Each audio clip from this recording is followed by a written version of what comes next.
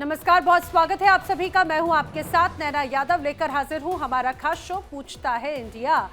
और पाकिस्तान में किस तरह से भारत के खिलाफ साजिश रची जा रही है, एक बार फिर से इसका बड़ा खुलासा हुआ है। एक ऐसा षड्यंत्र जिसमें पाकिस्तान की सत्ता में बैठकें हुई, बैठक में कई हुक्मरान शामिल हुए और खबर यह है कि पाकिस्तान के फैसलाबाद में लश्कर-ए-तैयबा का सीनियर कमांडर बैठक करता है और उस बैठक में कई और भी लोगों की मौजूदगी दर्ज रहती है। कौन कौन है वो मैं आगे आपको बताऊंगी, लेकिन समझिए ये जो बैठक हुई लश्कर-ए-तैयबा के कमांडर की, ये बैठक मुनीर के सीडीएफ बनने के कुछ ही हफ्तों के बाद में हुई। अब माना जा रहा है कि इस बैठक में आतंकियों की रणनीति पर चर्चा की गई और रणनीति किस तरह की होगी। आशंका है कि यहां पर भारत के खिलाफ साजिश हुई जिस पर चर्चा की गई है। अब ये बैठक बताती है कि पाकिस्तान में आतंकी कितने स्वतंत्र हैं। उन्हें सेना पुलिस का कोई डर तो वैसे भी नहीं है, क्योंकि कमांड पूरी तरह से सेना के हाथ में है और सेना के ही इशारे पर ये मुलाकातें, ये बैठकें होती हैं, साजिशें रची जाती हैं। लेकिन ऐसा हो भी क्यों ना, जब पाकिस्तान का सीडीएफ खुद ही कट्टरपंथी हो तो सेना आतंकियों का साथ क्यों ना दे। हालांकि पहला मौका नहीं है जब पाकिस्तान में आतंकियों की बैठक की तस्वीरें सामने आई। इससे पहले भी हमने देखा है कि किस तरह से बैठकें हुई, बैठकों का एक बड़ा जमावड़ा नजर आया। और ये जो आप तस्वीर देख रहे हैं, ये जो वीडियो आप देख रहे हैं, ये बताया जा रहा है कि पाकिस्तान के फैसलाबाद का ये वीडियो है जहां पर बैठक हुई लश्कर-ए-तैयबा के कमांडर की, उनके साथ में मौजूद कई और भी लोग। अब पाकिस्तान अधिकृत कश्मीर यानी कि पीओके में आतंकियों की बैठक की तस्वीरें सामने आई थी, जिसमें जैश और लश्कर के टॉप कमांडर शामिल हुए थे।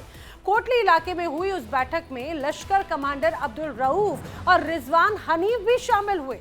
इसके अलावा बहावलपुर में भी लश्कर-ए-तैयबा जैश के आतंकियों की बैठक हुई और बैठक में महिला जिहादी भी शामिल हुई थी। वही महिला जिहादी जिन्हें भारत के खिलाफ तैयार किया जा रहा है फिदायीन के रूप में, ऐसे हथियार के रूप में जो बहुत घातक होंगे। और अब तक पाकिस्तान में आतंकियों की बैठकें की तस्वीर जो है वो सामने आती रही, वो तस्वीर भी आपके सामने। अब देखिए पाक आर्मी और आतंकी कितने करीब हैं, इसके बारे में भी आइए मैं आपको बताती हूँ। और ये जो आप तस्वीर देख रहे हैं, दरअसल ये पीओके की तस्वीर है। यहाँ पर जब एक आतंकी पहुंचता है तो उसका कैसे हार फूलों के स्वाद में स्वागत किया जाता है, ये उसकी बानगी है। अब रावलपिंडी में पाकिस्तान आर्मी के हेडक्वार्टर के पास ही लश्कर-ए-तैयबा का ट्रेनिंग सेंटर तैयार किया गया है और ये सेंटर पाकिस्तानी आर्मी हेडक्वार्टर से मात्र 5 किलोमीटर की दूरी पर मौजूद है। इस सेंटर का नाम मरकज अल कुद्स रखा गया है और खबरों की माने तो आतंकी हाफिज अब्दुल रऊफ भी इस साइट का दौरा कर चुका है और इस सेंटर को ऊपर से कम्युनिटी सेंटर के तौर पर बनाया जा रहा है, जबकि यहाँ पर आतंकियों के लिए ट्रेनिंग का इंतजाम होता है। और जैसा कि हम सभी जानते हैं कि मरकज के आड़ में किस तरह से लश्कर-ए-तैयबा, जैश-ए-मोहम्मद आतंकियों को ट्रेन करते हैं, माइंड वॉश करते हैं, भारत के खिलाफ ये हथियार तैयार करते हैं। और ये जो तस्वीरें सामने आई वो बड़ी तस्दीक करती है कि पाकिस्तान में सेना और आतंकियों के बीच में गहरा रिश्ता कितना ज्यादा है, कितना प्रगाढ़ है। और यही तस्वीरें एक बार फिर से ये स्पष्ट कर देती हैं कि पाकिस्तान बाज नहीं आने वाला। एक बार फिर भारत के खिलाफ रणनीति तैयार कर रहा है और ये बखूबी जानता है। जब जब उसने भारत के खिलाफ रणनीति तैयार की और भारत के खिलाफ जहर उगलने की कोशिश की, वो औंधे मुंह गिरा है और अभी भी वही होगा। ऐसे में बड़े सवाल, आइए आपको बताती हूँ, क्या आतंकियों की बैठक से आतंकी सरकार गठजोड़ साबित नहीं होता? सवाल एक और, क्या पाकिस्तान सरकार आतंकियों के खिलाफ कोई कार्रवाई करेगी? सवाल ये भी, क्या अभी भी पाकिस्तान आतंकियों की मौजूदगी से इनकार करेगा? ये वो तमाम सवाल हैं जो लोगों के जहन में इन तस्वीरों को बार बार देखकर खड़े होते हैं। करेंगे चर्चा खास मेहमानों का पैनल जो मेरे साथ में कनेक्ट हो रहा है। आइए मैं सबसे पहले आपको उनसे मिलवा देती हूँ। रक्षा विशेषज्ञ retired major doctor Ali Shah मेरे साथ में कनेक्टेड हैं। विदेश मामलों की जानकार डॉक्टर शुभदा चौधरी मेरे साथ में कनेक्टेड हैं। विदेश मामलों की जानकार निपुण आलम बायन जी भी मेरे साथ में जल्द ही जुड़ रहे हैं। पाकिस्तान से पत्रकार मोहम्मद बिलाल शफीक भी मेरे साथ में कनेक्टेड हैं। पाकिस्तान से ही एक और पत्रकार मोहसिन रजा खान भी मेरे साथ में यहाँ पे इस दौरान कनेक्ट होते हुए नजर आते हैं। आप सभी मेहमानों का बहुत बहुत स्वागत है। मैं सबसे पहले मोहसिन रजा खान आपसे शुरुआत करना चाह रही हूँ।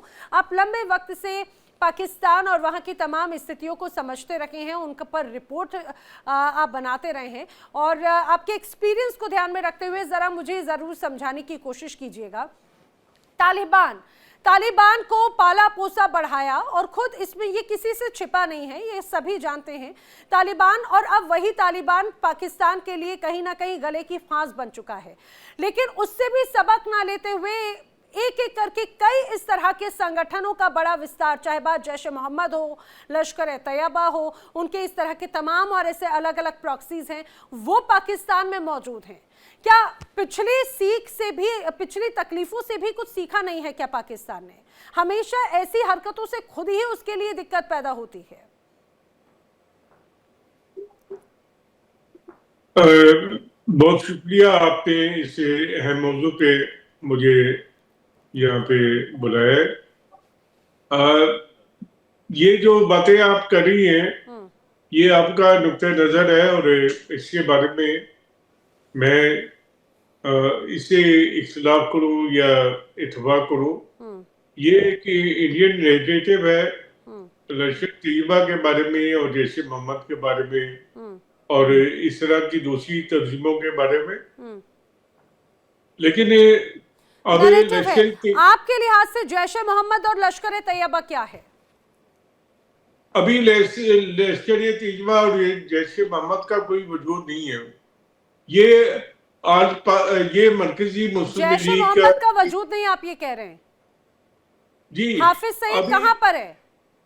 मसूद अजहर कहां पर है? हाफिज सईद हाउस अरेस्ट है लाहौर में। हाफिज सईद लाहौर में हाउस अरेस्ट है, लेकिन उनके हाउस अरेस्ट होने के बावजूद हाफिज रऊद कहां पर है? हाफिज सईद का बेटा कहां पर है जो इस लीगेसी को आगे बढ़ा रहा है? ये बैठकें नाक के नीचे होती हैं, मरकज वहां पर तैयार होते हैं, और आप कहते हैं कि इनका कोई वजूद नहीं है पाकिस्तान में। मैं जानती हूं आपकी अपनी मजबूरियां होंगी रजा खान साहब। मेरी कोई मजबूरी नहीं है। मुझे ये पता है कि फैसलाबाद में मरकजी मुस्लिम लीग का कन्वेंशन हुआ है, वहाँ पे यूनियन कौंसिल की सतह के उनके इलेक्शन हुए हैं। अगर आप उसको लश्कर तैयबा का नाम देना चाहे तो आपकी मर्जी है, लेकिन ऐसी कोई बात नहीं है। आप वैसे ही इंडिया में बैठ के हाफिज सईद के खौफ में मुबतला है। अब आपको इस डर और खौफ से निकल जाना चाहिए। हाफिज सईद जो है वो हाउस अरेस्ट है, और लश्कर तैयबा को भी कोई कार्रवाई करने की इजाजत नहीं है। ये मरकजी मुस्लिम लीग का लाहौर में इजलास है। ये बात ठीक है कि मरकजी मुस्लिम लीग में उनके नजरिए के लोग शामिल हैं, लेकिन लश्कर तैयबा और मरकजी मुस्लिम लीग में आपको फर्क करना चाहिए। एक सियासी जमात है और एक तंजीम जो है कश्मीर में जहाद कर रही थी, तो दोनों में काफी फर्क है। ठीक है, लेकिन ये बड़ी हैरान करने वाली बात है, आपके लिहाज से अभी भी लश्कर ए तैयबा, जैश ए मोहम्मद आपके लिए आतंकी संगठन नहीं है। आपके लिए अभी भी हाफिज सईद या मसूद अजहर जैसे लोग आतंकी नहीं हैं। मेरे साथ में यहाँ पर अब अली शाह भी कनेक्टेड हैं। अली शाह, नाक के नीचे, पाकिस्तान की सेना के नाक के नीचे या हेडक्वार्टर के नजदीक इस तरह के तमाम बैठकें हो जाती हैं मरकज के रूप में। यहाँ पर हम देखते हैं किस रूप से फिदाइन तैयार किए जाते हैं। हाल ही में जो मुंबई ब्लास्ट से लेकर अभी दिल्ली ब्लास्ट की तमाम जो बड़ी तस्वीरें, उसमें पूरी एक तरह से उसका वो स्टैब्लिश होता है, लेकिन उससे भी कोई सबक नहीं लेते। तो क्या उससे ये स्पष्ट नहीं हो जाता कि जिस रूप में आतंकी यहाँ पर पलते पोसते हैं, उसमें पाकिस्तान की सेना का, वहां के प्रशासन का, सरकार का पूरी तरह से फ्री होल्ड और उनके सर के ऊपर हाथ है? नैना जी, आपने बहुत सही बात करी है। देखिए, मैं कोई एग्जांपल देता हूं ताकि हर कोई हमारे दर्शक समझ लें, और हमारे पाकिस्तानी गेस्ट को आदाब, और पूरे सम्मान से मैं ये कह रहा हूं। देखिए, आप समझने की बात है कि अगर कोई बीमार है, उसको इलाज करवाना है, ठीक होना है, तो पहले उसको कबूलना पड़ेगा ना कि उसको बीमारी है, उसको तकलीफ है, उसका इलाज कराना है, वो ठीक होना है उसको। या तो वो बोलेगा नहीं, कोई बीमारी है ही नहीं, मैं बिल्कुल शेपवान हूं, मैं बिल्कुल फिट हूं, कोई प्रॉब्लम है ही नहीं मेरे को। देखिए, अभी सऊदी अरेबिया में कितने लोग वापस गए हैं भीख मांगने के चक्कर में, बेगर्स। और ये मैं नहीं कह रहा हूं, ये खबर है। ये अंतरराष्ट्रीय खबर है। अगर शर्म मैं समझ सकता हूँ कि आपको शर्म आ रही होगी, शायद ये तो बेशर्म तो नहीं होंगे बिल्कुल। तो पाकिस्तान ने बेगर्स को वापस भेजा है। हमारी हिंदुस्तान में पिक्चर रिलीज हुई धुरंधर, पाकिस्तान में मच गई हलचल कि भाई हमको एक्सपोज कर रहे हैं, ये हो रहा है वो हो रहा है। तो ऐसा क्यों होता है कि जब भी हिंदुस्तान में कुछ होता है पाकिस्तानियों को मिर्ची लगती है? आप पहलगाम अटैक में पाकिस्तान एक्सपोज हो चुका है, पाकिस्तान का एंगल निकल कर आया है, और पाकिस्तान उल्टा बोलता है कि हिंदुस्तान इंडस वैली की जो सिंधु नदी है उसकी ट्रीटी वायलेट करेगा, ऐसा बोल रहे हैं पाकिस्तान, इल्जाम लगा रहे हैं हमारे पे। तो देखिए, अगर पाकिस्तान से की सरकार जो है, सरकार मतलब जो मिलिट्री है, बेसिकली मिलिट्री सरकार है, क्योंकि कुछ देश होते हैं जहां पे मिलिट्री होती है, लेकिन पाकिस्तान में तो मिलिट्री है जहां पर देश है। तो अगर वो समझ लें इस बात को कि अगर हाँ भैया हमारी देश जनता को प्रॉब्लम है, क्योंकि हमारे जो डिसीजंस हैं, हमारे जो निर्णय हैं, हमने जो फैसला किए हैं वो इनके पक्ष में नहीं जा रहे हैं, तो तभी इलाज हो सकता है भैया। लेकिन आप बोले मौलाना मसूद अजहर और हाफिज सईद का कोई वजूद ही नहीं है पाकिस्तान में। उसामा बिन लादेन कहां पर पाया गया? उसामा बिन लादेन पाया गया पाकिस्तान के अंदर। उनका बस चले तो वो पेटलाबाद या बाकी ऐसे तमाम इलाकों को भी वो पाकिस्तान का हिस्सा ही नहीं बताएंगे, जहां जहां पर उनकी मौजूदगी रहेगी एबटाबाद की। बिल्कुल बिल्कुल, उसामा बिन लादेन पाकिस्तान के अंदर पाया गया और ये कहते हैं हमारा इंटेलिजेंस फेलियर था। आपको अच्छा, अगर आप इंटेलिजेंस फेलियर बोलेंगे तो आप तो ये भी नहीं बोलेंगे कि आपके जो फौजी हैं वर्दियों में ये आतंकियों के जनाजे पे आए थे। ऑफ सिंदूर के टाइम पे हमने 9 आतंकी ठिकानों को ध्वस्त किया था मौलाना मसूद अजहर के।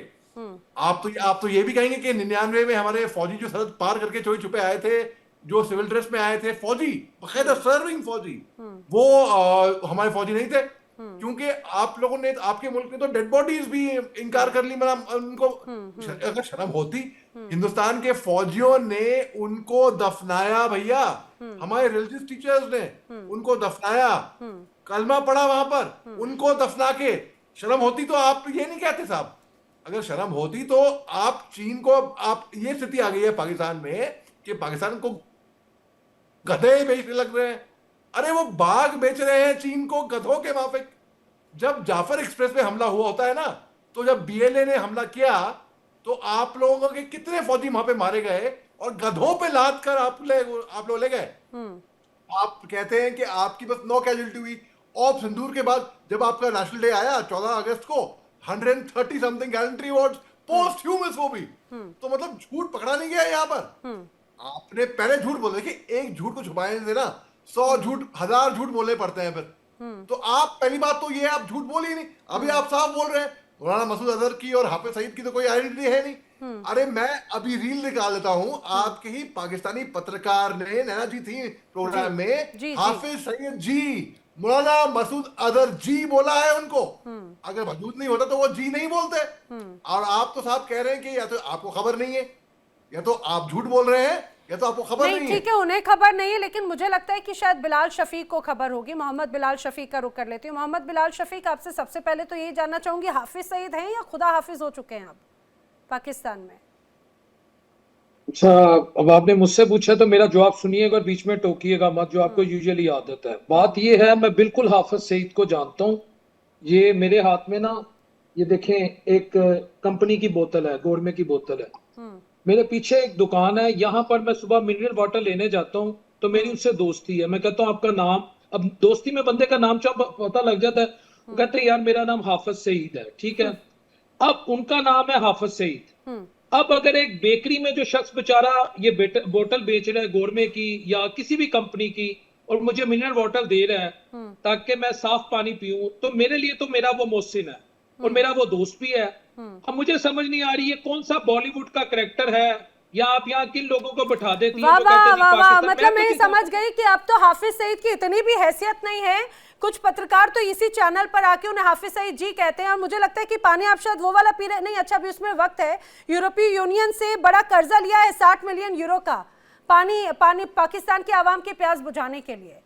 लेकिन बिलाल, मुझे तो ये बड़ी हैरानी हो रही है और मुझे अच्छा लगा कि आप आतंकी के खिलाफ स्टैंड करें। आपने अब आज के समय में हाफिज सईद की ये हैसियत है कि देखिए, एक तरफ एक पत्रकार कहते हैं कि भाई हाउस अरेस्ट है, घर में पाकिस्तान में है, और आप कहते हैं कौन हाफिज सईद? अच्छा लगा, कम से कम आप आतंक के खिलाफ आवाज उठाते हैं।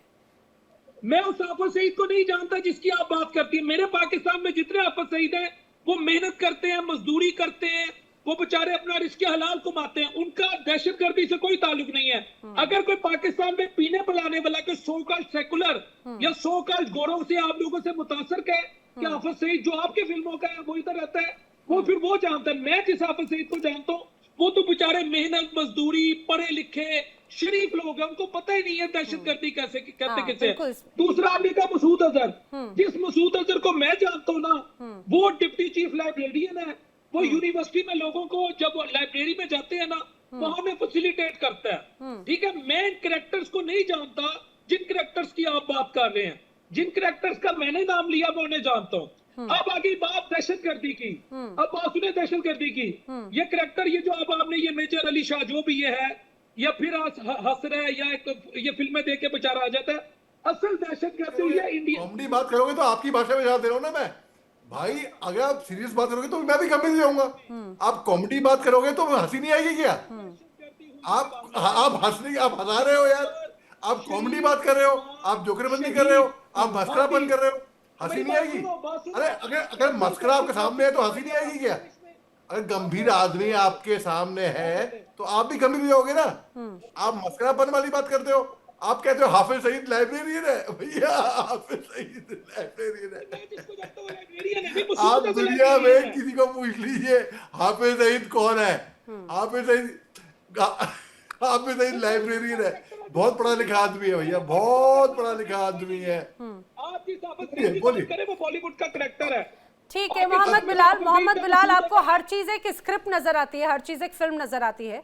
आप शायद हाफिज सईद या मसूद अजहर को नहीं जानते, या ठीक है आपने उन मासूम लोगों का जिक्र किया जो पानी बेचता है। ठीक है, मैं बिल्कुल मानती हूँ, देखिए एक नाम के कई लोग होते हैं, लेकिन मैं उस हाफिज सईद की बात कर रही हूँ, उस मसूद अजहर की बात कर रही हूँ, उस जैश ए मोहम्मद की बात कर रही हूँ, उस लश्कर ए तैयबा की बात कर रही हूँ। अरे सुन लेना बिलाल, अरे सुन लीजिए, जिन्हें यूनाइटेड नेशन ने घोषित कर रखा है आतंकी, जिन्होंने ये स्पष्ट कहा है कि किस तरह से पाकिस्तान में लश्कर ए तैयबा और जैश ए मोहम्मद के ऐसे तमाम संगठन हैं और वो वहां पर बैठ के साजिशें रचते हैं। मैं आपको बता दूं, आप भले माने ना माने, आप मसूद अजहर जिस लाइब्रेरियन की बात करें, मैं उस मसूद अजहर की बात करती हूं जो जिसे यूएन ने 2019 में ग्लोबल टेररिस्ट घोषित किया है। सुनिए, भारत कई बड़े आतंकी हमलों में उससे पहले उसका नाम ले चुका है। 2001 में संसद हमला, 2016 का पठानकोट, 2019 का पुलवामी, ऐसे तमाम हमलों का मास्टरमाइंड। अरे सुन लो, आप मानोगे नहीं बिलाल, मैं बिल्कुल मान रही हूं।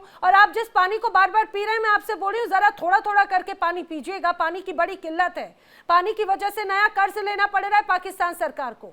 जरा ठंड पाइए, अरे ठंड पाइए, ज्यादा प्यास लगेगी, ज्यादा पानी पिएंगे। मैं जल्दी से शुभदा जी का रुख करिए। शुभदा जी, वैसे एक्सपेक्टेड है, कभी पाकिस्तान ने आज तक कभी नहीं माना। यूएन जैसे मंच के माध्यम से, तमाम ऐसे अलग अलग अंतर्राष्ट्रीय मंचों से बार बार ऐसे जैश ए मोहम्मद या लश्कर ए तैयबा या इससे तमाम अलग अलग जो इनके संगठन या प्रॉक्सीज हैं, उसको आतंकी संगठन या आतंकी घोषित किया जा चुका है। और पाकिस्तान उन्हें नाक के नीचे रखता है, अपने हाथ के नीचे रखता है, अपनी पनाह देता है और एक सेफ अम्ब्रेला क्रिएट करके दिया जा रहा है। और उसी पाकिस्तान में फिर से बैठकें होती हैं।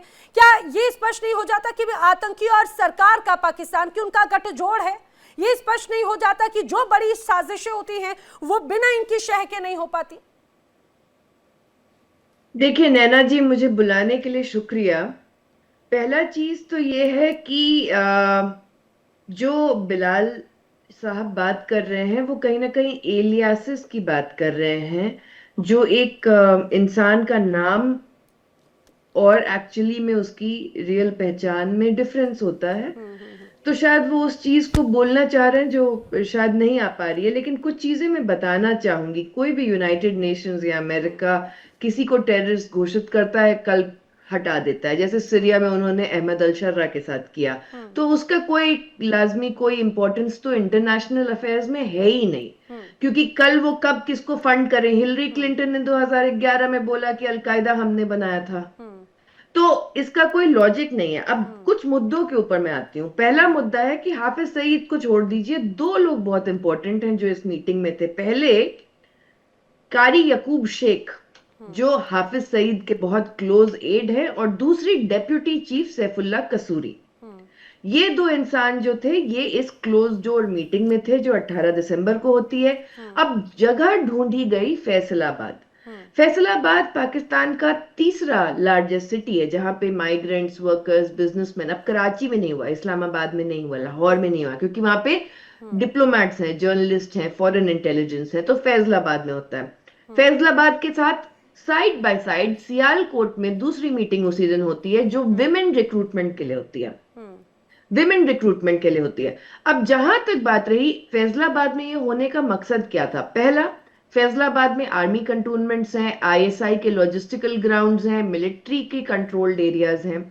एक तरीके से ये लश्कर तैयबा को ऑपरेशनल फ्रीडम देता है, एक इनविजिबिलिटी और विजिबिलिटी दोनों भी दे रहा है और एक ऑपरेशनल फ्रीडम भी देता है। और नहीं तो लश्कर तैयबा हमेशा मुरीद के या फिर पाकिस्तान ऑक्यूपाइड कश्मीर में ये बैठक करवाते हैं। तो दो जगह पे हुई है, एक सियालकोट, दूसरी फैसलाबाद। दूसरी चीज ये है कि लश्कर तैयबा की ये जो मीटिंग है वो मुझे लगता है कि 4-5 चीजों के कारण हुई है। पहला तो ऑब्वियसली क्रिटिकल ऑफ इंडिया, दूसरा यह है कि ट्रंप एडमिनिस्ट्रेशन के तरफ से पाकिस्तान में, खासकर आसिम मुनीर जब से वो आर्मी चीफ बना है तब से उन्होंने लश्कर तैयबा के ऊपर कोई क्रैकडाउन नहीं किया है। तो उनके ऊपर बहुत ज्यादा प्रेशर अभी आ रहा है कि आप गाजा में 20,000 सोल्जर्स दीजिए। अब गाजा में ये सोल्जर्स देंगे तो फिर जैश ए मोहम्मद और लश्कर तैयबा को अपना जो नैरेटिव है वो ठीक करना पड़ेगा। तीसरा रीजन है अफगानिस्तान। अब देखिए लश्कर तैयबा 90 में बना तो था कुनार प्रोविंस अफगानिस्तान में, लेकिन अब वो पाकिस्तान में ज्यादा एक्टिव है। तो तीसरा मुद्दा है अफगानिस्तान। चौथा मुद्दा है कि किस तरीके से आपका हवाला और क्रिप्टो के पैसे यूज किए जाएं, क्योंकि डेब्ट क्राइसिस बढ़ चुका है। सिख मिलिटेंट्स को इंक्लूड किया जाए, बांग्लादेशी ऑपरेटिव्स को इंक्लूड किया जाए, कैसे ज्यादा रिक्रूटमेंट किया जाए खासकर औरतों की। और पांचवा मुद्दा जो बहुत इंपॉर्टेंट है, जो मुझे ये लगता है शायद ये हाफिज सईद या मसूद अजहर को इसलिए भी नहीं जानते क्योंकि इन्होंने पाकिस्तान के अंदर कभी टेररिज्म नहीं किया ना, जबकि दोनों जैश ए मोहम्मद और लश्कर तैयबा की आइडियोलॉजी अलग अलग है। एक सलफी है, एक देवबंदी है, एक इराटिक है, एक हार्डकोर जिहादी है, एक इंपल्सिव है, एक को पूरा स्टेट एस्टेब्लिशमेंट ब्यूरोक्रेटिक कंट्रोल चाहिए। आपस में भी ये दोनों अगर लड़ जाएंगे ना तो पाकिस्तान के जो इनोसेंट सिविलियंस हैं उनको खतरा होगा। तो कभी उनका जब इनजस्टिस हम किसी से फेस करते हैं, जब अपने घर में मौत होती है, तभी तो हम जानते हैं ना कि किसने मारा। तो बात सिंपल सी है, ये एम्पैथी की बात है। एम्पैथी है कि नहीं है। ह्यूमन लाइफ, पाकिस्तान में भी अगर ह्यूमन लाइफ का डेथ होगा, इनोसेंट ह्यूमन लाइफ का, वो भी एक बहुत दुख की बात। देखिए ये बड़ी बात भारत में भी होगा, वो भी दुख की आपकी बात पे यहाँ पर बिलाल को भले हंसी आ रही हो, लेकिन आपने ये बात बखूबी कही कि शायद जैश ए मोहम्मद या फिर ये कहा जाए कि मसूद अजहर या फिर हाफिज सईद जैसे लोगों को आप उन लोगों को नहीं जानते ना, क्योंकि उन्होंने दरअसल पाकिस्तान में दहशतगर्दी नहीं फैलाई, उन्होंने पूरी दुनिया में दहशतगर्दी फैलाई, भारत में फैलाई है। हाँ बिल्कुल बिलाल, आप कुछ कह रहे हैं, आप रिएक्ट कीजिए, फिर मैं निपुण जी का रुख कर रही हूँ। और इधर है, ये देखें, अभी इन्होंने फीमेल आपकी गेस्ट कह रही है कारी यकूब बहुत बड़ा दहशत करता है, वो इंडिया फैसलाबाद से ना दहशत। ये देखें, ये लड़के का नाम है कारी यकूब। अब ये मेरी दुकान पे 25,000 रुपए में बेचारा काम, मैं लड़का ले आया हूँ आपके सामने, अब मैं इसे दहशतगर्द मानूं? ये वो कारी यकूब है, इसे मैं मुल्ला यकूब कहता हूँ, जो मुल्ला साहब जाए। ये हमारी एक दुकान है, पूरी बात सुने, इसका नाम है मुल्ला यकूब। अब अगर मैं ये नैना जी की बात सुन लूं कि ये फैसलाबाद का दहशतगर्द है, ये बहुत बड़ा कोई इसका दहशतगर्दी का नेटवर्क है, तो फिर मेरे पे लानत है, मेरी सोच पे लानत है। जिसको बेचारा मैं अभी पता करूं 25,000 रुपया महीना मिले, उसको हम दहशतगर्द करें। आप लोगों की प्रॉब्लम पता क्या है? आप बता दिया कि दुकानदारी बढ़िया चल रही है बिलाल, ये तो आपने बता दिया दुकानदारी बढ़िया चल रही है, लेकिन ना यही बात है कि आंखें जब मूंद के बैठते हैं ना और लोगों को इसी रूप में तो बरगलाते हैं निपुण जी, जो बिलाल अभी बरगलाने की कोशिश कर रहे हैं। अरे बिलाल, बड़े बड़े अच्छे एक्शंस लग रहे हैं, आप जो भी करें बड़े अच्छे एक्शन लग रहे हैं, लेकिन ना जिस तरह से आप बरगलाने की कोशिश करते हैं, ना यूएन आपकी बातों में आ रहा, ना दुनिया आपके बातों में आ रही। बड़ी बड़ी ठीक है, बड़ी अच्छी बात है निपुण जी, और यही एक बड़ा तरीका है बरगलाने का। लेकिन अरे आप जरा ये अपना, ऐसा लग रहा है मैं किसी कार्टून नेटवर्क की तस्वीर देख रही हूँ। थोड़ा सा संयमित, थोड़ा सा संयमित रुकिए। एक्शंस बहुत कुछ कहते हैं, भाव बहुत कुछ कहते हैं, कई बार आपके वर्ड्स भी कुछ नहीं कहते। नैना जी, मैं एक बात कहूंगा बिलाल के ऊपर कि जिस तरह से बिलाल कर रहे हैं, पाकिस्तान में फेमस हो जाएंगे ये, क्योंकि वहां पर इसी तरह के लोग काफी बड़ी संख्या में। चलिए, दूसरा मैं नहीं, लेकिन अच्छा निपुण जी, एक बात मुझे जरूर बताइएगा जो यहाँ पे शुभदा जी ने कही कि क्या प्रेशर है कहीं ना कहीं पाकिस्तान की सेना पर, सरकार पर, कि जो ऐसे तमाम संगठन है उनको कंट्रोल करें। क्या अब ये बैठकों की जब अगर जानकारी मिलती है तो क्या अब आतंकियों के खिलाफ कोई एक्शन लेगी पाकिस्तान की गवर्नमेंट या सेना? नहीं, देखिए, जैसे सुब्रत जी ने कहा, बिल्कुल सही बातें बताई हैं। आप समझिए, ये जितने भी ऑर्गेनाइजेशंस हैं, इनको पाकिस्तान अपनी एसेट मानता है। और एसेट क्या मानता है कि पाकिस्तान को पता है कि भारत जितना आगे बढ़ गया है, हम उसको बीट तो कर नहीं पाएंगे। तो भारत को डिस्टर्ब करने के लिए प्रॉक्सी वॉर की तरह, इसको हम कहते हैं लो इंटेंसिटी वॉर। तो लो इंटेंसिटी वॉर में पाकिस्तान की सेना आमने सामने आएगी तो 4 बार पिटाई हो चुकी है, 47, 65, 71, 99। तो आगे फिर आएगी, फिर पिटाई होगी। ऑपरेशन सिंधु में पिटाई हो गई। तो बेटर क्या है कि जो ब्लेड इंडिया में 1000 कट वाली जो पॉलिसी है, तो ये उस फाइट को करने वाली एसेट इनकी है, और इन्होंने तो कभी एक्सेप्ट किया ही नहीं। 99 के कारगिल वॉर में आपको पता होगा, इंटरेस्टिंग बात, कि अपने सैनिकों तक को उठाने के लिए नहीं आए थे ये लोग। और इसके अलावा आप देखिए 47 में जब इन्होंने कबलाई आक्रमण किया, तो जब यूएनओ की कमेटी यहाँ पर आई, आपका पाकिस्तान और भारत में आई, तब इन्होंने एक्सेप्ट किया। उससे पहले तो ये मान ही नहीं रहे थे कि हमारी पाकिस्तान की सेना इन्वॉल्व है इसके अंदर। तो ये कभी नहीं मानते हैं, किसी बात को एक्सेप्ट नहीं करते हैं। ओसामा बिन लादेन को मानने को तैयार नहीं थे, तो कि हमारे यहाँ पर एमटाबाद में बैठा हुआ है, वो तो बाद में अमेरिका ने ढूंढा तो निकाल कर लाए। तो ये किसी बात को स्वीकार नहीं करते हैं। और रही बात है कि क्या करते हैं, ये चेहरा बनाते हैं अपना। जितने भी संगठन है, जैसे मोहम्मद है, लश्कर तैयबा है, इनके कुछ एनजीओ भी आउटफिट चलते हैं बराबर में। ये क्या करते हैं कि जमातुल दावा एक संगठन है, एक एनजीओ वहां पर है, वो जमातुल दावा काम करेगा, पब्लिक वेलफेयर के काम करेगा, लेकिन उसी पब्लिक वेलफेयर में से ये अपने रिक्वायरमेंट्स भी करेंगे। चाहे यहाँ पर कमी है, यहाँ पर गरीबी है, यहाँ से निकाल कर लाएंगे, और वहां से निकाल कर उनको जैसे मोहम्मद लश्कर तैयबा में भेजेंगे। और कमाल की बात क्या है कि जो आईएसआई के रिटायर्ड डायरेक्टर जनरल होते हैं, वो बाद में इस जमातुल दावा जैसे संगठनों के आपके क्या मार्गदर्शक तक बन जाते हैं। आप जमातुल दावा इस प्रकार के जो एनजीओ वहां पर चल रहे हैं, उनकी आप लिस्ट निकालिए, लिस्ट निकालकर उनका पूरा मार्गदर्शक मंडल देखिए, आपको एक आधा कोई ना कोई आर्मी का ऑफिसर या आईएसआई का चीफ, ये आपको जो रिटायर हो चुके हैं वो आपको मिल जाएंगे। तो दैट इज ए नेक्सस, ये एक नेक्सस की तरह काम हो रहा है। और एक लो इंटेंसिटी वॉर क्या चलाई जा रही है पाकिस्तान की ओर से, जिसको बहुत ज्यादा फंडिंग जो है वो विदेशों से मिलती है जिहाद के नाम पर। आप सोचिए, ये वो सेना है, पाकिस्तान वो देश है जो बीएलए तक को कंट्रोल नहीं कर पा रहा है। अब ये बात कर रहे हैं कि 6 देशों में हमने अपनी सेना भेजी हुई है, अभी गाजा में भेजनी पड़ेगी अपनी सेना। लेकिन निपुण जी, इसमें आप चाहे बात बिलाल की बात करें या फिर पाकिस्तान से एक और जर्नलिस्ट हमारे साथ में मौजूद है, काफी सीनियर जर्नलिस्ट है मोहसिन जी, वो सीधे सीधे कहते हैं कि भाई हाफिज सईद तो है, लेकिन पाकिस्तान में आतंकी दहशतगर्दी उसका दूर दूर तक कोई नामो निशान नहीं है। अरे सुनिए ना बिलाल, रुकिए, अब देखिए, और सिंपल सी बात है, वो तो एक्सेप्ट वैसे भी नहीं करेंगे। आतंकी मानना भी बहुत दूर की बात है, उनकी मौजूदगी तक दूर की बात है, तो फिर उसको कैसे, ये एक्शन तो बहुत दूर की बात हो जाती है। फिर देखिए, आपने खुद ही नैना जी बोला था कि यूएन के द्वारा उनको बोला गया है कि वो एक इंटरनेशनल टेररिस्ट है। हमने भी सबूत दिए। तो जब ये टेररिस्ट मानेंगे नहीं, और मैं कह रहा हूँ हाफिज सईद को तो उन्होंने कई बार जेल में डाला है। इसलिए पूछिए कितनी बार हाफिज सईद उन्होंने जेल में डाला है, और कई बार उससे छोड़ा भी है। अगर वो दहशतगर्द नहीं है तो आप जेल में फिर डाल दो उसको बार बार। पाकिस्तान ने अपनी जेल में डाला उसको कई बार, 5-6 बार का तो मैं डाटा देख रहा था कि वो 5-6 बार जेल में डाला, फिर बाहर निकाला। अगर वो वाकई में सोशल वर्कर है तो सोशल वर्कर को जेल में डाला जाता है। मोहसिन जी, अगर सोशल वर्कर हैं, इतना अच्छा काम करते हैं, तो फिर हाउस अरेस्ट क्यों है?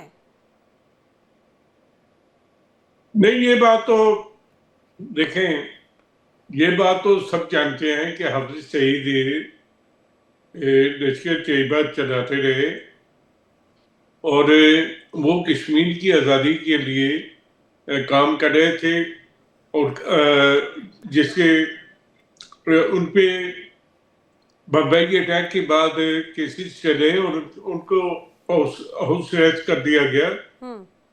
तो उनका वेलफेयर का काम और चैरिटी का काम अपनी जगह है, लेकिन कश्मीर में उनकी जहाद के लिए जो एफर्ट्स हैं वो भी किसी से ढकी छुपी नहीं है। और आपके नजदीक हाफिज सईद दहशतगर्द हो सकते हैं, लेकिन पाकिस्तान और पाकिस्तानियों के नजदीक यूएन के लिए, अमेरिकी संगठनों के लिए और दुनिया भर के अलग अलग संगठनों के लिए की आजादी के लिए जद्दोजहद कर रहे हैं और करते रहे हैं। अभी उन पे पाबंदी है, लेकिन जब भी मौका मिला तो वो दोबारा अपना काम शुरू करेंगे। इजरायली सेना को आप क्या कहते हैं? नेतन्याहू के विचारधारा को आप क्या कहते हैं? इसराइल के तो हम खिलाफ हैं, इसराइल के हम खिलाफ हैं। आज सारी दुनिया जानती है पाकिस्तान ने बड़ा रोल अदा किया है गजा की आप उनके खिलाफ हो गए, उनके खिलाफ हो गए, और जो भारत में जो दहशतगर्दी मचाते हैं आप उनको सराखों पे बैठाते हैं। तो बड़ा सिलेक्टिव अप्रोच है शुभदा जी, ये बड़ा सिलेक्टिव अप्रोच हो जाता है। और यही दर्शाता है, वही बात कही ना इसके पहले यहाँ पर अलीशा और निपुण जी ने, कि भाई हाफिज सईद को इसीलिए सराखों पे बैठाते हैं क्योंकि पाकिस्तान में उन्होंने दहशतगर्दी या वो कत्लेआम नहीं मचाया ना। जिस तरह से हिंदुस्तान में मासूम जनता को निशाना बनाया, कभी हाईजैक के नाम पे, कभी बॉम्बे ब्लास्ट के नाम पर, कभी हम देखते हैं अलग अलग तरह के मामलों हमलों के नाम पर, चाहे बात हाफिज सईद हो या फिर मसूद अजहर, और एक और बड़ी सेना तैयार खड़ी करे मोमिनात के नाम पे। देखिए नैना जी, एक चीज होती है ट्रांसनेशनल जिहादिज्म। जिहाद का जो एक ये फॉरेन इन्वेंशन है, इस्लामोफोबिया, सोवियत यूनियन के कोलैप्स होने के बाद अमेरिका ने बनाया है इस्लामोफोबिया। और ये 9/11 का भी जरूरी नहीं कि अलकायदा का ही लिंक हो, लेकिन जहां तक बात रही ट्रांसनेशनल जिहादिज्म जो है, जिसको फंड भी कहीं ना कहीं यूएस ही करता है, उसमें अलकायदा, लश्कर तैयबा और हमास भी इंक्लूडेड है।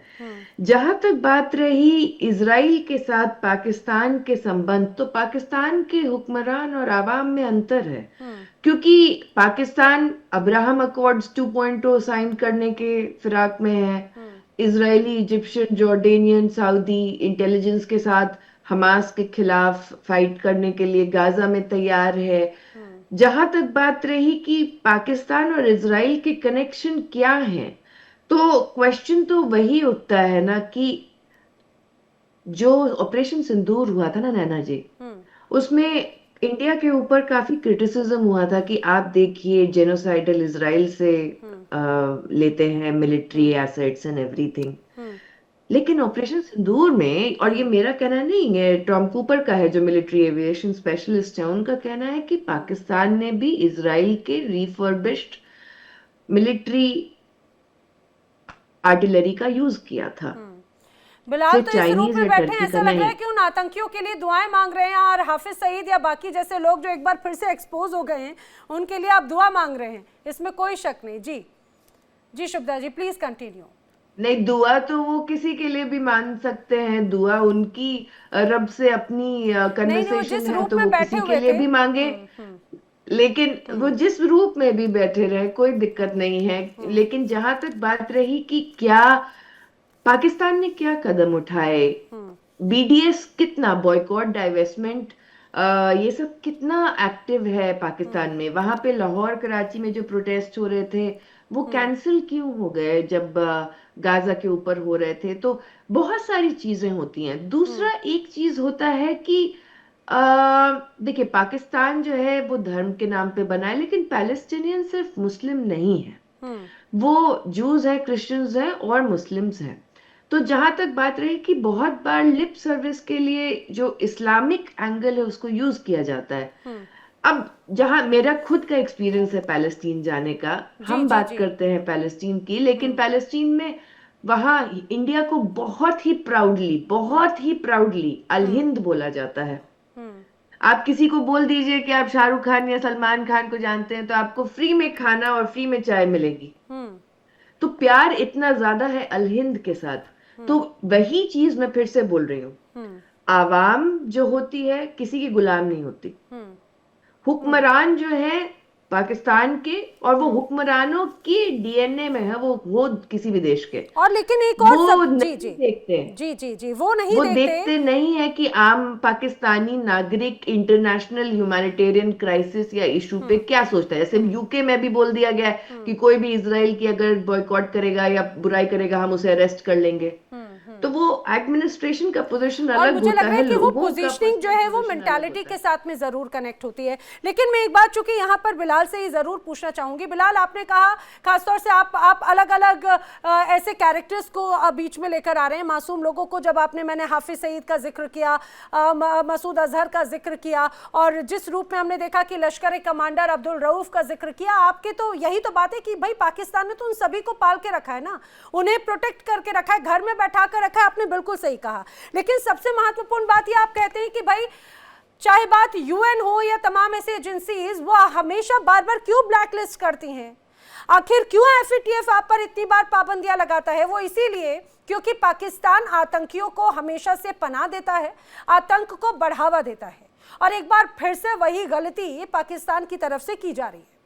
क्या एक्शन नहीं लेना चाहिए पाकिस्तान की सरकार या पाकिस्तान की सेना को ऐसे आतंकियों पर, कि एक बार फिर से पाकिस्तान एक अच्छे पॉजिटिव वे में आगे बढ़ने का सोच रहा है? कितने अच्छे अच्छे इन्वेस्टमेंट्स आ रहे हैं, लेकिन यही ऐसी छोटी छोटी जो बहुत बड़ी गलतियां हो जाती हैं वो फिर से पीछे धकेल देंगी।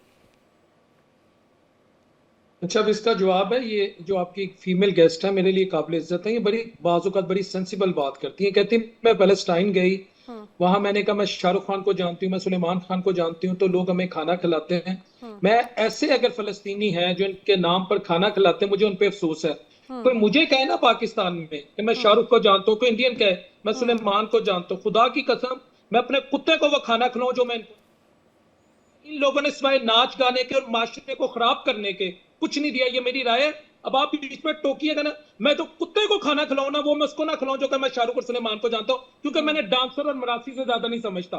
अब अगला आपका सवाल है कि हम आतंकियों को अरे आप बतौल तो आपके हाफिज सईद के नाम पे गले लगाएंगे ना, मैं जानती हूँ। आपके यहाँ ना शाहरुख खान है, आपके यहाँ ना शाहरुख खान है, आपके यहाँ ना सलमान खान है। अली शाह का ऑडियो प्लीज अप करना, वो कुछ कह रहे हैं कि शाहरुख सुलेमान को जानने वालों को खाना खिलाते हैं। मैं कह रहा हूँ मैं अपने कुत्ते को वो खाना ना, जो कुत्ते को खाना खिलाऊं ना, मैं वो उस बंदे को ना खिलाऊं। अब आज आप कहती है हाफिज सईद, ये मौलाना मसूद अजहर, इसका मुझे जवाब है। मैंने कहा मैं बिल्कुल इन लोगों को जानता हूं। हाफिज सईद शाह को जानते हैं, आप बोलोगे मैं उसामा बिन लादेन को जानता था, उसी गोदी में खेला। आप कहोगे मैं मौलाना मसूद अजहर को जानता हूँ, आप कहोगे मैं हाफिज सईद को जानता हूँ, आप कहोगे मैं आतंकी को जानता हूँ, आप कहोगे मैं अबू अक्सर को जानता हूँ। आप तो नाम लोगे ना उनके, बेसिकली आप उनके नाम पे चढ़े होगे ना। आप लोगों ने सलमान खान को टेररिस्ट घोषित कर दिया भैया, पाकिस्तान ने सलमान खान को टेररिस्ट घोषित कर दिया। यार कॉमन सेंस की बात है बिलाल भाई। अब आप, मैं हंसूंगा नहीं आप पे तो क्या है। आप बताइए, कार्टून नेटवर्क की तरह लग रहे हैं आप कार्टून नेटवर्क की तरह आप बिल्कुल मजाहिया लग रहे हैं आप। ये एक्शन देखो इनके, आप पूरी दुनिया आपको देख रही है। मोहम्मद बिलाल, आतंकियों को आपको वो हीरो नजर आते हैं, और जो सिनेमा में अपने अपने कहा जाए कि जो कलाकार हैं, आप उन्हें आतंकवादी करार दे देते हैं।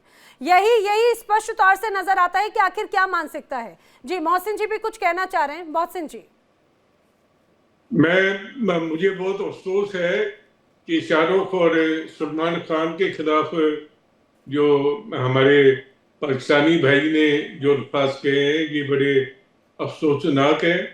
वो बहुत बड़े कलाकार हैं, बहुत बड़े फनकार हैं, और वो बाउंड्रीज से आगे हैं, तो उनके पाकिस्तान के लोग एहतराम करते हैं।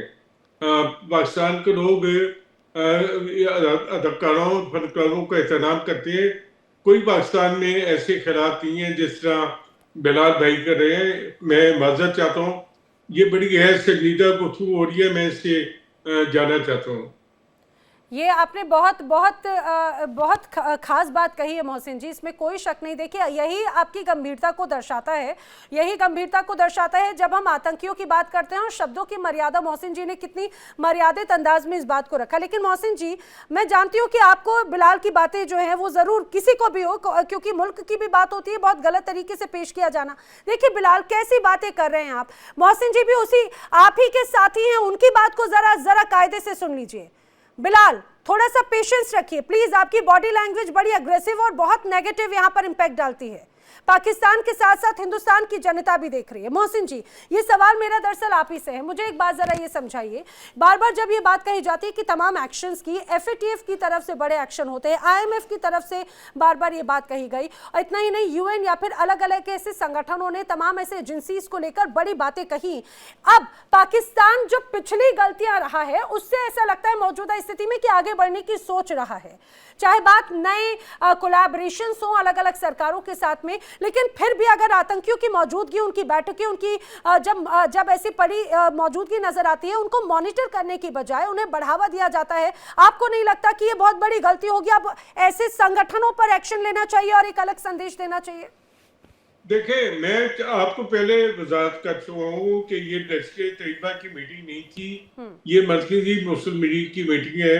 अगर कुछ लोग इसी तरह से आप कोई गलत बात है समझे कि आरएसएस के लोग जो बीजेपी के सपोर्ट कर रहे हो, तो हम ये समझेंगे कि क्या वो दहशतगर्दी बीजेपी कर रही है। इसी तरह ये एक सियासी जमात है और सियासी जमात का जलसा है, इसे आप सियासी जमात का जलसा समझे, उससे लश्कर तैयबा से ना करें। इस बैठक में मोहसिन जी, इस बैठक में कौन कौन शामिल था? ये बैठक किसके माध्यम से आयोजित की गई थी? बैठक में कौन कौन शामिल था? जो भी शामिल था। अरे जब आप जानते नहीं हैं कि कौन शामिल था, की बैठक को अगर आप किसी टेररिस्ट ऑर्गेनाइजेशन में, जो आपके नजदीक टेररिस्ट ऑर्गेनाइजेशन है, आप अगर सियासी जमात को टेररिस्ट ऑर्गेनाइजेशन के साथ मिलाएंगे। अरे मोहसिन जी, जब आप जानते नहीं कि इस बैठक में कौन शामिल था, तो आप कैसे उसे सरकार और बाकी सबसे कनेक्ट कर देते हैं? आप बीजेपी आरएसएस तक का जिक्र कर दे रहे हैं। मुझे ऐसा लगता है कि आने वाले वक्त में जिस तरह से बीजेपी और आरएसएस से प्रेम है, कहीं पाकिस्तान में भी आप उन्हीं के प्रत्याशियों को टिकट ना दे दें, जिस तरह से यहाँ पर जितना प्रेम और स्नेह आप दिखाते हैं। फैसलाबाद में लश्कर तैयबा की मीटिंग होती है, सीनियर कमांडरों की बैठक होती है। निपुण जी, यहाँ पर अब बीजेपी आरएसएस से अलग स्नेह प्रेम जता रहे हैं। ऐसा लग रहा है कि 2029 में जब चुनाव होंगे तो बीजेपी की टिकट से चुनाव ना दे दे, वहां पर इतना ऑब्सेशन सीधे सीधे नजर आता है। नहीं देखिए, एक्चुअली क्या होता है ना, प्रोपेगेंडा क्रिएट करने की बात होती है और आरएसएस को उसी तरीके से फ्रेम करने का प्रयास करते हैं। आरएसएस के ओटीसी हमारी होती है, आईटीसी के कैंप्स होते हैं, जो वर्ग होते हैं, उसको पाकिस्तान की मीडिया के अंदर ही मैंने देखा है। कई बार डिबेट में बैठने को मिला तो दिखाते हैं कि आरएसएस भी ट्रेनिंग कैंप चला रहा है, जहाँ पर ट्रेनिंग उनको लाठी में और 47 में वेपन्स में अंदर नहीं दिखाई देता है। और आरएसएस की कोई एक्टिविटी ऐसी बताए कि कोई उसने दहशतगर्दी वाली बातें कही हो, ऐसा कुछ भी नहीं।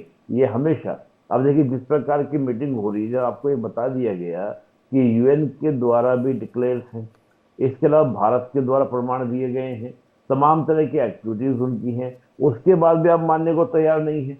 और आपकी ओर से किस प्रकार के स्टेटमेंट आते हैं, ये भी आपको देखने वाली बात है। भाई आप सब बातों को छोड़ दीजिए, आप सोचिए मुनीर ने जब ऑपरेशन सिंदूर से पहले, पहलगाम हमले से पहले किस प्रकार की स्पीच दी थी, क्या वो स्पीच से आइडिया नहीं लगता है कि किस प्रकार की मानसिकता लेके पाकिस्तान बैठा हुआ है और किस तरह की वॉरफेयर को हमारे साथ करने का स्टार्ट प्रारंभ कर रखा है या वॉरफेयर उसने स्टार्ट किया हुआ है। तो ये बहुत सारी तो इनकी डिक्लेयर पॉलिसी है, ब्लीड इंडिया विद 1000 कट, कोई आज की पॉलिसी तो है नहीं। बार बार हम पर अटैक करना, 47 से लेके जितने भी आपके 4 वॉर हुए, फर्स्ट इनिशिएटिव तो पाकिस्तान ने हमेशा लिया। तो मैं तो ये कह रहा हूँ कि पाकिस्तान उस पर ना ध्यान देता, इस तरह की हरकतें ना करता, तो 1960 तक आप देखें पाकिस्तान की ग्रोथ रेट हमारे ग्रोथ रेट के इक्वलेंट थी। लेकिन बाद में क्या हुआ, डिक्लाइन होती चली गई। रीजन क्या था, ये पॉलिसी हमेशा अपने ही, इन्होंने क्या किया कि फ्रेंकिट मोनेस्टर पैदा कर लिए, अपने आप को खत्म कर रहे हैं, उसका एक्सेप्ट करने को तैयार नहीं है। उनको आप दिखा रहे हैं कि वो एक सिविल सोसाइटी की तरह काम वहां पर कर रहे हैं। ये तो हमेशा पुराना प्रोपेगेंडा पाकिस्तान कर रहा है। तो मैं तो यही कहूंगा, इतना एक्सेप्ट करेंगे नहीं, चाहे वो मुंशी जी हो, और बिलाल तो मानने वाला नहीं, बिलाल तो अलग तरह की बातें करता है, समझ नहीं आता कहाँ से बात करता है, कैसे बात करता है।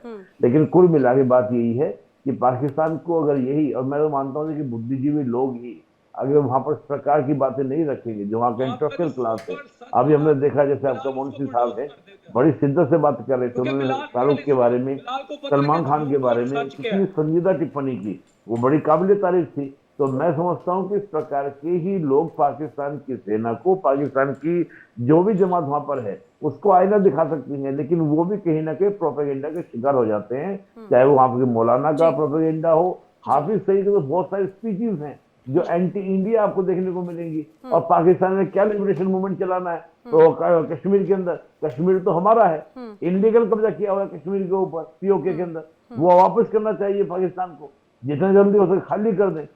तो ये वाली स्थिति होनी चाहिए, किस आधार पर हमें, और उनका क्या मतलब है कश्मीर के अंदर लिबरेशन मूवमेंट चलाने का, हाफिज सईद का।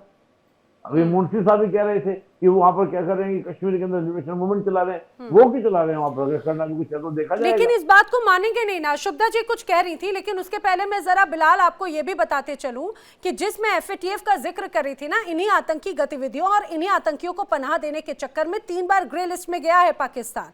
2008 से 2010, 12 से 15, 18 से 22 के बीच में। वो एक बड़ा लंबा वक्त होता है, बड़ा लंबा वक्त होता है, इस बात को भी समझना होगा। जी शुभदा जी।